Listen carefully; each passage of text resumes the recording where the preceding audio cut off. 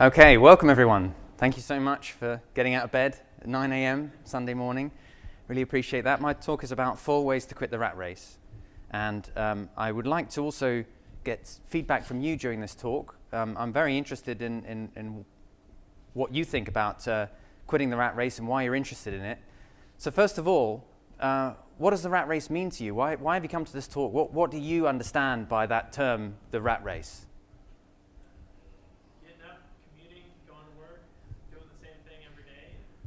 Right? Same thing every day, commuting. Anyone else? The daily grind. A job you hate. Not having the freedom to travel, go where you want, do what you want to do. Right. Unsatisfying. Unsatisfying. Yep. The Matrix, yes. Implicit slavery. Implicit slavery. Cool.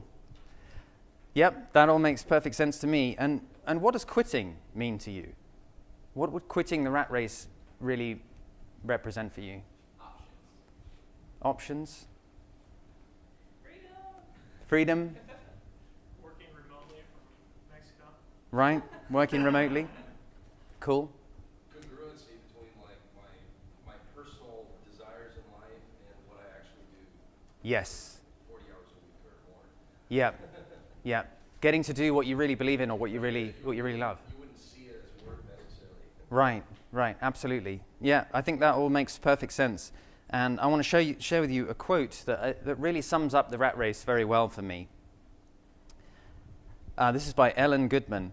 Normal is getting dressed in clothes that you buy for work and driving through traffic in a car that you're still paying for in order to get to the job that you need to pay for the clothes in the car and the house that you leave vacant all day so you can afford to live in it. That's really what the rat race is, I think. And so what I'd like to do is talk about how I quit the rat race, what my experience is, and then I'd like to share with you other ways to quit the rat race. And I'm very open to questions and so forth as we go through. So I think in terms of what I mean by quitting the rat race, it could mean a number of things, right? I think broadly it could mean no longer having to work in a job you hate. This is what really came up in terms of some of the comments that people were saying. Or more specifically, it could mean no longer having to work in a job. Or I think really specifically, just no longer having to work. Having the freedom to do what you want with your time. And that, I think, is really what I understand by quitting the rat race. So I quit the rat race at age 38. And I'd like to explain a little bit about how I did it. That was 3 years ago, and now I enjoy doing lots of things. You talked about travel. Last winter I traveled around South America with Hannah, and I also played in a jazz band for a year and did lots of gigs and did some improvised comedy and various other things. And the way that I did it was to start a business that produces value. This is an example of some of the kind of analysis of street networks that my business did. We developed computer programs to analyze accessibility in street networks, and we provided consultancy work using this technology. And so I started a business in 2000, and I grew it, and really my route to quitting the rat race was to getting to profit and selling the business.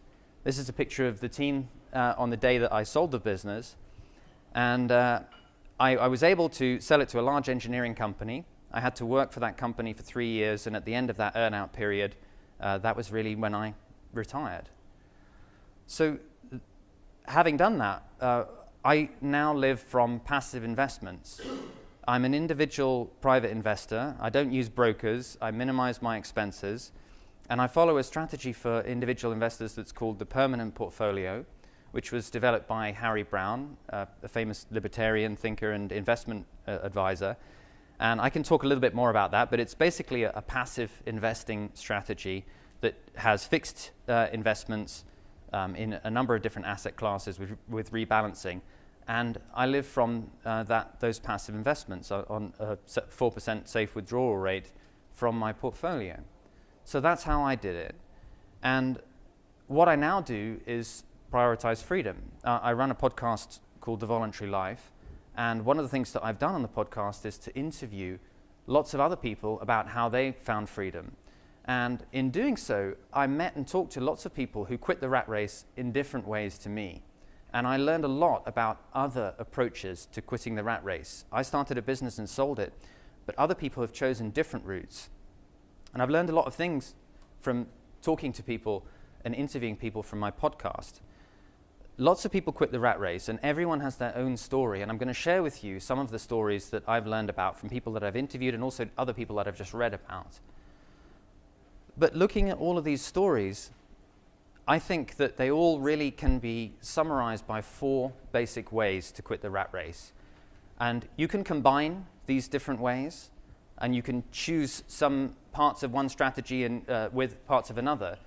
But ultimately, you can really summarize quitting the rat race in just 4 ways, I think. So that's what I'm going to share with you today. I'm going to share each of these 4 ways, how they work, and hopefully you will be able to find that one or more of them resonate more for you with the kind of lifestyle that you would like to live. So just to say a few things about the 4 ways to quit the rat race. What I'm talking about is being financially free. It's not necessarily about being rich, whatever that means to you. In particular, it's not about having a high consumption lifestyle. For me, financial freedom is about the length of time that you have before you have to work in a job that you don't want to do. And the further you can push that length of time out into the future, the more free you are to do whatever you want with your time. And being free to do what you want doesn't mean necessarily sitting on the couch watching TV. If you want to do lots of activities and work that you find fulfilling, great. I think that's awesome. So I'm not talking about how you can just stop doing work. I'm talking about how you can stop doing stuff that you don't want to do and only work on things that you really believe in passionately, that really give you a sense of fulfillment and are in line with your values. So it's about not having to work, not about not necessarily working. And as I said before, the 4 ways that I'm going to talk about are not exclusive. So you can use some of the ideas from each of these ways and combine them together.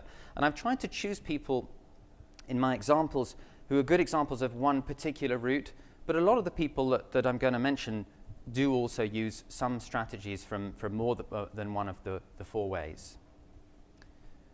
Okay, so now I'm going to go through the 4 ways. Does this all make sense so far? Cool. So the 4 ways to quit the rat race, what they're called is just summarized here. What we have is unjobbing, intensive saving, having a passive income business, and selling a business.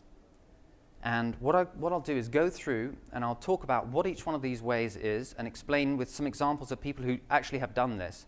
And then we can talk at the end about what resonates for you.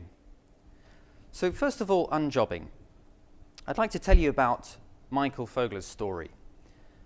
Michael trained as a classical guitarist, and he always anticipated when he was in college that he would become a teacher. In fact, for many years he tried to be a teacher in a university. He tried to get a job as a classical guitar teacher. There are not many classical guitar jobs in universities. And for a long time, he did odd jobs on the side. He worked on various things to support himself while he was trying to fulfill this idea of a career that he had from the very beginning, that he thought success would mean getting himself into this position where he had a job as a classical music teacher. And years went by, and he ultimately realized that he'd been supporting himself from doing various things for many years, and he never actually had a full-time job. And then he realized that he just didn't want a full-time job, and he chose to work on things that he really believed in. So he became a peace activist, and he did various other things that were meaningful to him. And in order to be able to live that lifestyle, he chose to live very frugally. He lived a very low-cost and low-expense lifestyle. And he's written a book about this called Unjobbing, and I've interviewed him for my podcast. And he coined this term unjobbing to describe this lifestyle. And so this is one approach to quitting the rat race. And there are many other people who do this. Linda Breen Pierce is another person who has written about this kind of approach to living. She trained as a lawyer and did some similar things to Michael. And someone who's producing a lot of YouTube videos that you may see today, called Elliot Hulse, also has an approach that's very similar to this. He's created something that he calls the non-job manifesto. And it's really about pursuing work that you love and finding a way to make that work. So to summarize what unjobbing is about, it's really about forgetting traditional career steps, giving up on the idea that you have to go through years of doing stuff that you don't want in order to eventually make it, if you like. And the basic idea is just to only ever work on things that you love. And unfortunately, working on things that you love doesn't necessarily pay well. Sometimes it might do, but oftentimes it doesn't. So the approach of unjobbing is really to minimize your expenses in all possible ways, to live an extremely frugal lifestyle with a very low expenditure, and to, in that way, be able to afford to simply work on the stuff that you truly believe in. And a lot of unjobbers also have multiple income streams. They may have various things that they do to support themselves that allow them to live a life that is, as you talked about, congruent with their values. That is, means that they're working on something that they really believe in. So if you are in a job that you hate and you choose to leave that job and pursue what you love, and you're willing to take the consequences in terms of your income levels and look for unconventional ways to support yourself, maybe through having lots of different jobs rather than one particular job, that's an unjobbing kind of approach to finding a way to escape the rat race. Are there any questions about unjobbing before I go on to the next one? Yes? With those examples before, I know actually Elliot, like kind of familiar with him, and it seemed like he didn't have too much in savings. He kind of lives more from paycheck to paycheck, but though not paycheck, income from his various streams. Yes. That seems not to be as secure. You still have to worry a lot about, am I going to have a roof over my head? So Yeah, that's true. Unjobbing is not a situation where you have investment income that you can live from. You are working, if you like, to support yourself. But the idea is it's not work. It's something that you truly love, right? So if you really love what you do, then there's no problem going to work because you feel passionate about it and you enjoy what you're doing. And that's the unjobbing approach. Now, you're right. There are pros and cons to all of these approaches. You don't have the same kind of financial security in this way. Yeah. You actually do need to be aware that you're going to have to keep finding ways of getting that income in. So there are pros and cons, but it's a lot faster to start unjobbing than it is to do some of the other routes. Okay. We can come back at the end and compare them again. So the next route that I'm going to talk about is intensive saving. And I'd like to share with you the story of Joe Dominguez. He's kind of the first guy to really write about this approach. And he was born in Harlem, and he made it to Wall Street and became a Wall Street trader. And his approach was, he had a very high-paying job, and he simply didn't spend any money. He just saved and saved and saved. And he saved to the point where by the time he was age 30, which was in the 60s, he had the equivalent of about just over 400K in today's money. And what he did was, at that point, he quit. And he lived from the interest on his savings. And he lived, again, similar to unjobbing, a very frugal lifestyle. He had an extremely frugal approach to living. He did not have kind of crazy consumption habits. But what he did was to use that financial freedom to work on things that he truly believed in. So he wrote a book called Your Money or Your Life, and it's a very famous book. And it's the first book that really sort of explained this approach to quitting the rat race. He never worked for money again after he quit. So even though he wrote this book, I believe that the profits went into a charity to further financial education and so forth. And that was the way that he chose to really quit the rat race. And there are many other examples of people who have taken this approach. So Amy Decision is a a writer who wrote a lot about this in the 1990s.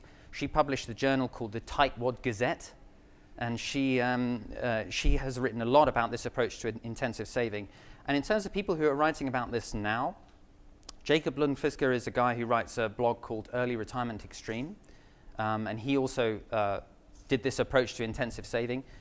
He was actually working in a university and just had a very, very low consumption rate, had very low expenses, simply saved really intensively. And a guy called Mr. Money Mustache, who writes a very entertaining blog, also had a similar approach, retired in his early 30s from intensive saving. So what is the intensive saving? Well, we're talking about really intensive saving, more than 50% of your income.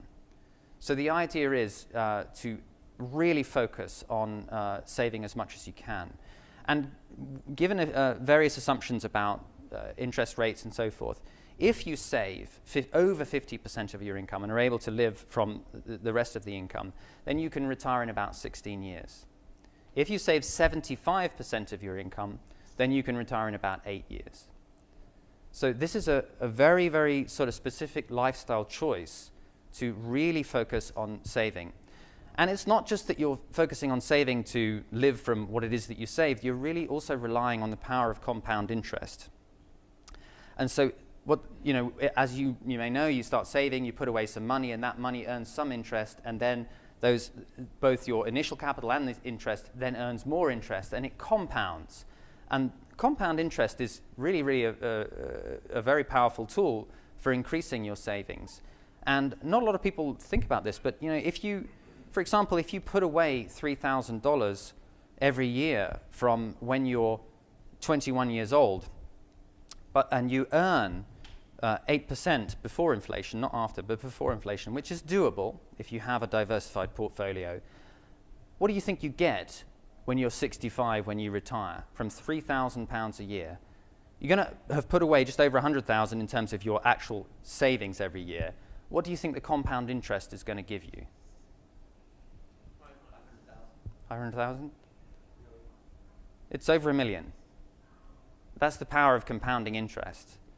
So now, obviously, that's a very long time scale, and that's assuming certain things about what interest rate you're going to be able to get.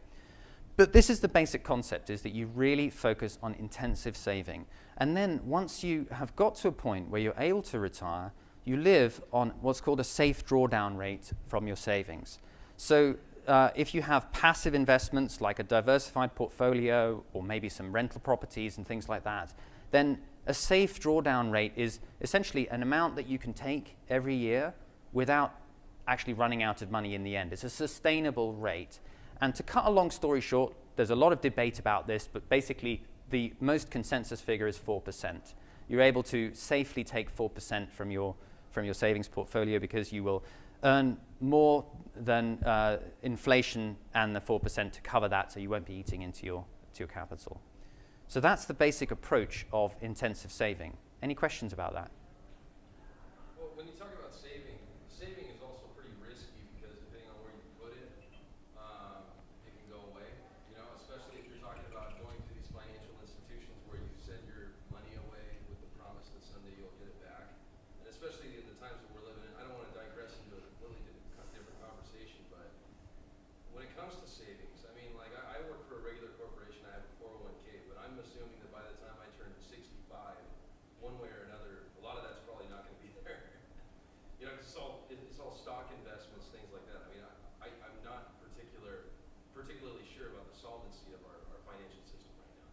So I mean, like some suggestions on how to achieve these interest rate or these rates of return through non-traditional investments would be kind of interesting. Yeah, absolutely. Well, I mean, I think there are real risks, and it is important to look very carefully at that. And I mean, that's a big topic. Right. I can very briefly tell you my approach, which is one of the really important things about investment and saving is the expenses. That actually a lot of people are interested in saving, and they end up paying brokers and other people a lot in their savings. Unfortunately, you're not going to get a lot of compound interest if you have high expenses. And so my approach is very much to manage my own savings.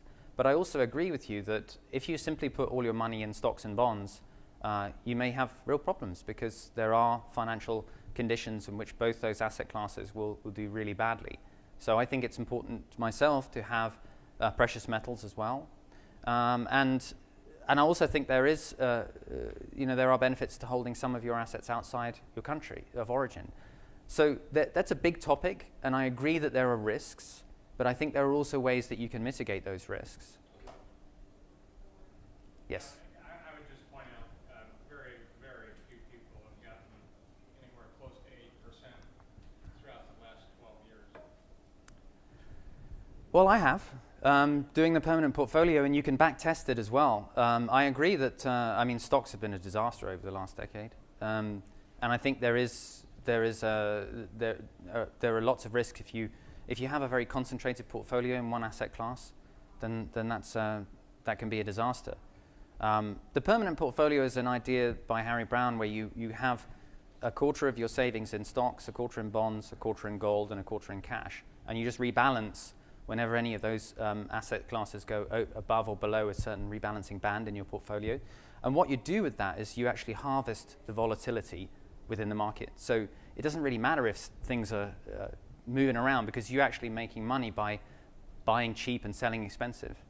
So I agree with you that it's not necessarily you're not necessarily going to make 8% before inflation every year. And there are, especially in these times when we have financial repression, where interest rates are being held extremely low, it is difficult. That doesn't mean that you can't make a return. It doesn't mean that you can't look to ways to overcome some of the things that are going on at the moment, like interest rates being held so low. And I mean, for example, although stocks did really badly in the last decade, I mean, gold was amazing. So, Gold and cash. yeah. Well, cash has done pretty poorly. No, yeah, I wouldn't say. No, cash has done quite well. Yeah, sure. We've been in a deflationary depression. Cash has done well. If you held money in cash, you did better probably almost than if you put it in the bank. What I would say is that I think there's two questions. One is, are you saving? And the second is, are you getting the returns that you need to? And I think the first thing is, if you're not doing the saving, then you're never going to get the returns in the first place. It is an open question as to how you get the returns. And there are lots of different approaches to that. Yes? So when you do the drawdown, where does that come from? Is it like whatever needs to be rebalanced in the portfolio, or does it always kind of come out of cash?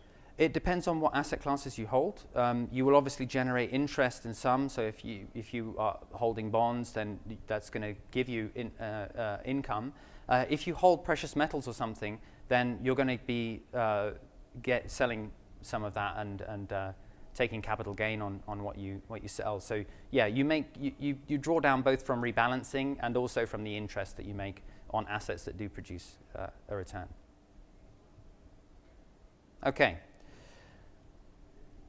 The next route that I'm going to talk about is passive income. So I'm going to give you an example from a guy called Pat Flynn.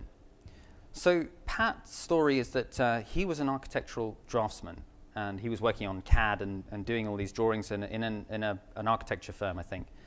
And he was downsized out of a job, and he really didn't expect to be working for himself, but he got downsized out of a job. And as it happens, he had been taking some exams to pass various technical certifications, and he'd made a blog about these exams that he was taking and his revision for the exams and the things that he was learning. And it turns out that his blog was actually very popular, and a lot of people who had to take the same exams were looking at his blog and using it to help them for their own exams. And so, without really planning it, he realized that he had a popular blog, and he added adverts to the blog. And then he started selling ebooks, and then he started selling other products. And he really moved from being an employee to being someone with an online business, selling digital products, and living from passive income. And he now runs a website called smartpassiveincome.com, which you can go to. And this is where he talks about this approach and gives all sorts of examples of how he created passive income and how he does it. And there are many, many other people who do this approach. You've probably heard of Tim Ferriss, and he wrote The 4-Hour Workweek, which was really the first book to sort of write explicitly about passive income. He's a little more complicated because he also sold businesses and did other things too. But that book is very much has been really influential on people's thinking about passive income, especially from online businesses. And there are lots of people who have online businesses who do this. So Laura Roda also has a website doing social media marketing, and that's another example of someone who's sort of running this passive income model. So the idea behind passive income is you do a lot of upfront work to create an automated business. And often that is online. It could be in property, but it's generally these days the easiest way to do it is to have an online business. And you take various routes to minimizing your expenses. One thing that's written about a lot in this field is geo arbitrage, and all that means is really putting yourself somewhere really cheap and selling your digital products to places that you can get good, more expensive, that you can sell expensively. So you might go and live in a low-cost environment, but still sell through the internet to markets that can pay well. And the approach is to really maximize your delegation. And there are lots of ideas about this. Tim Ferriss talks a lot about having virtual assistants. If you have an online business, it's a lot easier to automate things as much as possible. But where you do have to work with people, the idea is you try and maximize delegation. And the plan is really to live from the long-term income that is provided by the business, by the ongoing business. But you quit the rat race because it's a passive income business. You don't have to be there every morning. You don't have to be directing people every day and organizing things every day. You do a lot of work up front to create products that you can sell and scale very easily. And in that way, you give yourself the freedom to do what you want with your day. And so that's the passive income approach. Any questions about that approach? In your blog, one of the coolest things that I thought you said was how you, in your business or in businesses that you run, you come up with a way to really say what's happening and write all that stuff down. Can you talk to that point, to how you're creating this automated business and what steps that you actually took in your own business to almost turn into a franchise, I think. Yeah. Well, I mean, I think that the risk with starting a business is that what a lot of people do is recreate their previous job. So maybe they had a particular skill in one area and then they go and work for themselves and they just carry on doing that. And that's not creating a business, that's creating a job for yourself. And as someone once wrote in a book that I found quite funny, that's the worst kind of job because you're working for an insane person, you're like yourself. You've got the worst boss in the world. So the idea really is to make yourself obsolete as quickly as possible and to work on your business rather than in your business. And the way that you do that is by actually changing your mindset to designing the business rather than being the person that everyone comes to within the business to get answers to everything. And that's a big topic in terms of how you go through that. But my focus was really on standardization, proceduralization, and automation, and doing that for all the processes that we did in my business. Yeah. Cool. Right. So lastly, selling a business. And I've talked a little bit about this in terms of my own experience, but I'll just give you another example quickly. This is Derek Sivers' story. Derek was a musician and circus clown, and he wanted to sell his music. As an independent musician, he didn't really know how he could do that. So he wanted to make a website for himself to sell his CDs. And kind of without meaning to, he created CD Baby. So a lot of other independent musicians came to him and said, hey, can you sell my CDs through your website as well? And his business grew until it became the largest online independent music store. And he sold it in 2008 for over 20 million, I think. And he created a charitable trust, which he takes a drawdown, I think, of 4 or 5% each year. And on his death, that charitable trust will go towards independent musicians. And while he's alive, he's living from the income that he created by selling the business. And he now writes about entrepreneurship, and he started various other businesses, and he has a blog about his approach to these things. So he's another example of somebody who took this route of selling a business. Key things about selling a business is that it's really only a viable option if you have a profitable business. This is notwithstanding some strange internet business startup models where there is no profit, but those are so unusual that I think it's better to actually concentrate on the 99% of the world where people actually buy profit in a business. So you have to create a profitable business. You have to really get your business to a point where it is generating profit. And you need to be able to find a buyer. You have to have a business that there is a market for people who could potentially buy your business. In my case, I started a very specialist type of computer modeling consultancy, and I sold it to a large engineering company who wanted to add that skill set and that technical capability to their diverse range of services. And so what you're doing is you're really selling your ownership of the business for a multiple of profits. So for a multiple of it's really about your expected future profits. And what multiple you use is a matter of negotiation and depends on the industry that you're in and can depend on many other things about your business. But essentially, it really comes down to how much profit do you make and how many times that profit is the buyer willing to give you to get ownership of the business. And you may need to stay on afterwards to help integrate your business into whoever buys the business of whoever buys it. I had to stay on for 3 years, which is quite a long time. Some people stay on for a year or so. And then once you've done that, you're back to something very similar to what we talked about with the extreme saving. You get the capital from selling the business, and then you're living from safe drawdown on passive investments. And you're able to do what you want with your time, live according to your values. If you want, maybe start another business or do whatever you like. But that's essentially the route in terms of selling a business.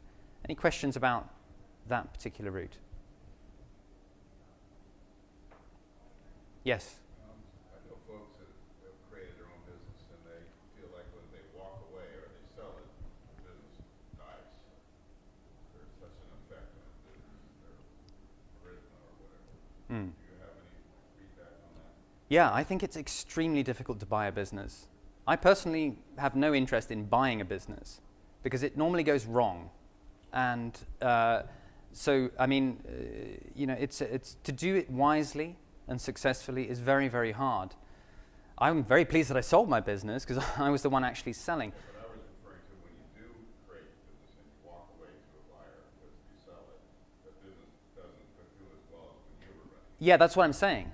Okay. I'm saying it's hard to buy a business successfully because afterwards, you have hopes for how that business is going to perform, and afterwards it often does not work in the way that was expected. And this is a real cliche in large corporate buyouts that everyone expects this is going to be an amazing thing, and it turns out to be a complete waste of money. It's hard to do successfully. Also, there is often a distinction between what people think they're buying and what people think they're selling. So, for example, within a business, you have resources. In my case, the resources were things like the software that we created to do the analysis, and you have procedures, which are the way that you do business, how you deliver that product. And sometimes a company that wants to buy a business is looking at their resources. They think we want that software, but they're not that interested in the procedures because they have their own culture, their own way of doing things. That was the case in my case. I sold my business to a very large multinational consultancy. They did not want our procedures. They wanted us to conform to their procedures. Now, as it happens, we were far more efficient and profitable because we were a small, nimble company, and we sold to a large, lumbering corporation. And unfortunately, they weren't able to keep those procedures because they had an idea about everyone being in one building and everyone using the same IT infrastructure and so on and so forth. So it's very hard to do successfully, and I think ultimately a lot of the problems that come from those kind of cultural differences, that in buying a business, the buyer often wants to absorb that business into their own organization, and they lose the efficiency of the procedures because they think they're buying resources, people and software and stuff like that, but they're actually buying procedures, except that they don't use them and they lose out. Jake, I'm wondering about your buyer. I mean, how did you find that buyer? Did you work with that buyer? I have a business, and some of the things that I do is I try to find clients and partners that could eventually buy my company and try to understand what they're doing and work more with those types of companies so they could see the value in perhaps taking my company over. Did you have what was your relationship like with your buyer? Yeah, I think that's a really important question. And so I sold my business through a trade sale, which for me is by far the preferable way of doing it. I mean, the other way, you can sell ownership through other ways. You can float your business on the stock exchange and various other things. And all the other routes to me look really stressful. Trade sale, I think, is by far the easiest route to sell your business, at least in my opinion. And the trade sale that I did was to a long-time partnering company that we had done a lot of work with. So we, as I said, we're a very specialist consultancy doing a very specific thing, and we worked together with this big engineering firm a lot, and they would add us into their projects to provide our specialist expertise. And that was really important because that was a relationship that we built up over years. They could see the value that we were adding to their projects, and so each time they were paying us to come and do something specific. And from their perspective, it was like, well, why do we keep paying these guys when we could actually just have them as part of our team, and then we could offer their services on all projects that we do, and we wouldn't have to pay them so much and so forth. So that was their approach. So I think that partnering with complementary companies that are bigger than you, that have a lot of cash, is a great way to find people who could potentially buy your business. And we did also look, right? I mean, we didn't just stumble across the sale. It doesn't just happen. You have to make it happen, and you have to really plan for it and think about selling. So we really looked at how we could remove barriers to that happening, and we planned it very consciously. So if you want to sell a business, it's like selling anything. You actually have to think about the sale and think about the buyer and think about the value proposition that you're offering and how you're going to make it work. Sure. Well, I'd like to provide some thoughts on these 4 different routes together before we open it up to your comments, because I think they're very different. We talked about some of the pros and cons while going through it, and they do have very different pros and cons, but there are some common features about quitting the rat race using any of these 4 routes. If you're interested in this, I think it's really worth thinking about these common features. The first is that you have to have the courage to be unconventional and to live an unconventional lifestyle. All of these routes are unusual ways to live compared to the debt-ridden, day-by-day jobbing lifestyle that we know is the sort of norm in our culture. So whether it's starting a business or going unjobbing or being an extreme saver, these are all unusual things and unconventional things. And people will frown and raise their eyebrows and so forth. And so you have to have the courage to live unconventionally if you want to do this. All of these routes, in their own way, are about minimizing expenses. And we talked about that in terms of things like, from the extreme savers and unjobbing, living a really low expense lifestyle and really living as cheaply as possible.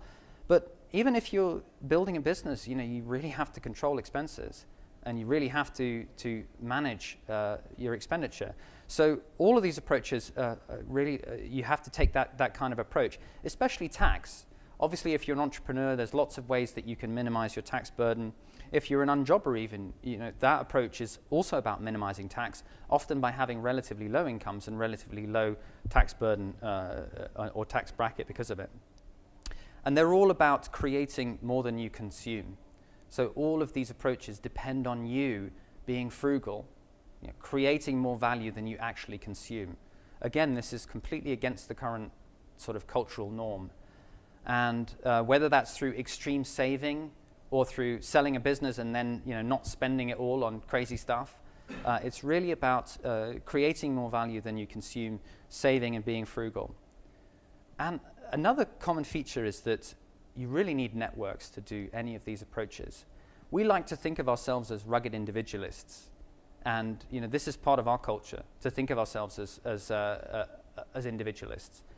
But what's really important in any of these approaches is that it's so vital to cultivate your networks. If you want to be an entrepreneur, you absolutely have to network with people and have to cultivate your relationships. And if you want to be an extreme saver, you have to do the same thing, or an unjobber. If you're going to live from multiple income streams and try and be flexible, you need good networks. You need to be able to trade and interact with people and cultivate your networks. And even if you're an extreme saver, Amy Decision has a nice little story that she talks about in terms of her frugal lifestyle. When her teenage daughter got her ears pierced for the first time, she was going to go to the mall and buy some earrings. And Amy said, wait a minute, don't do that yet. Let me see what I can do. So she phoned around her friends and family and asked if anyone had any spare earrings. And by the next day, her teenage daughter had all these earrings, loads and loads of them, because people looked and they had some they didn't need anymore, and suddenly she had like 10 sets. And that's the power of networks and looking after your networks and cultivating your networks. Any of these approaches, you really need to be able to provide value to others and rely on them as well. And the last thing I want to say about it is that I think for any of these approaches, whichever one resonates with you, you have to find purpose in your life choices in pursuing this. There's no point in trying to be an intensive saver if it's going to be a hassle to you and an inconvenience. I think you have to pursue that route if you really find meaning in financial independence, if you really find purpose in that lifestyle. And the same goes for unjobbing, and the same goes for being an entrepreneur, building a passive income business, or selling a business. These are all approaches that involve sacrifice to a certain degree. They all involve deferring gratification. And in doing so, if you find purpose in that choice, then you can find joy in it too. It can be a really fulfilling thing to pursue any of these approaches. And not just because you're getting towards the point where you have quit the rat race, but in doing so, in the process of doing so, you're living your values. And that is really rewarding. That's a really meaningful life. So I just want to end with this quote. We act as though comfort and luxury were the chief requirements of life, when all that we need to make us really happy is something to be enthusiastic about. Thank you very much.